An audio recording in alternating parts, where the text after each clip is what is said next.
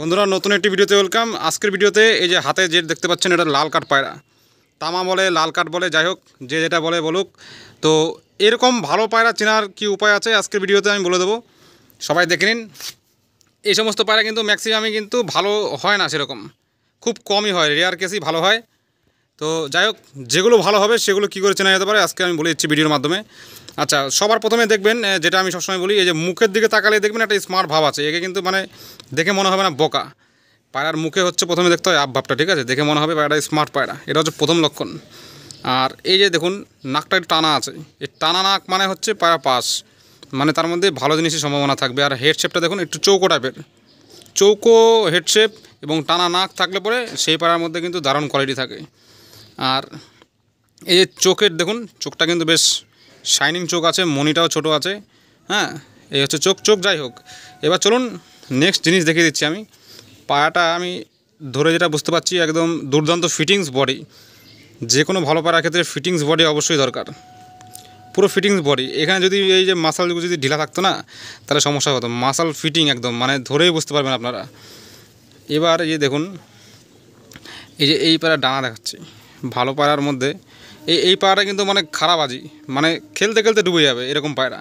পায়রা যখন ছাড়া হবে মানে পিটবে আর উঠবে এরকম ধরনের পায়রা। তো ওর জন্যই শখ করাচ্ছি পায়রাটা। আমি দেখাচ্ছি পায়রাটার এই অ্যাঙ্গেলটা দেখুন, ডানার এই দেখুন, এই বগলটা দেখুন কতটা প্রেশারের বগল, মানে এই পুরোটাই প্রেশারে নিচ্ছে পায়রাটা। এই বগলের এখানে দেখুন এক গুচ্ছ লোম, কিচ্ছু দেখার দরকার নেই বগলে, অনেক হিসাবে অনেক বলে, কিন্তু এই যে এখানে যে গুচ্ছ আছে না দেখুন, বান্ডিল এখানে হচ্ছে একদম বান্ডিল, লোমের বান্ডিলটা দেখুন একদম সেটিং আছে, একসাথে সেটিং বান্ডিল।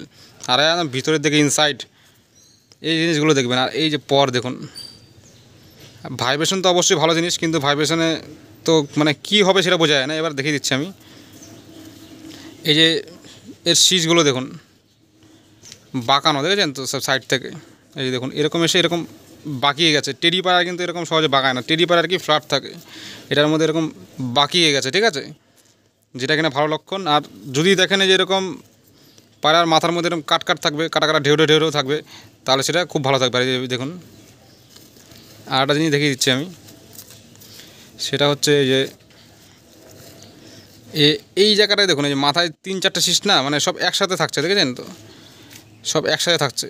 আর এই যে টান দেখুন, এই যে টান নিচ থেকে উপর পর্যন্ত টান, যে কোনো শীষ খেলা হোক উড়া হোক, এই নিচ থেকে উপর পর্যন্ত টানটা দরকার। দেখুন এখান থেকে নিয়ে এই পর্যন্ত পুরো টান আছে, এই টানটা দরকার। যে দেখুন টান দেখুন, এরকম টান না থাকলে কিন্তু ভালো হওয়া সম্ভব না পায়রা। এই টানটা দেখে নেবেন। এই হচ্ছে পায়রার লুকিং।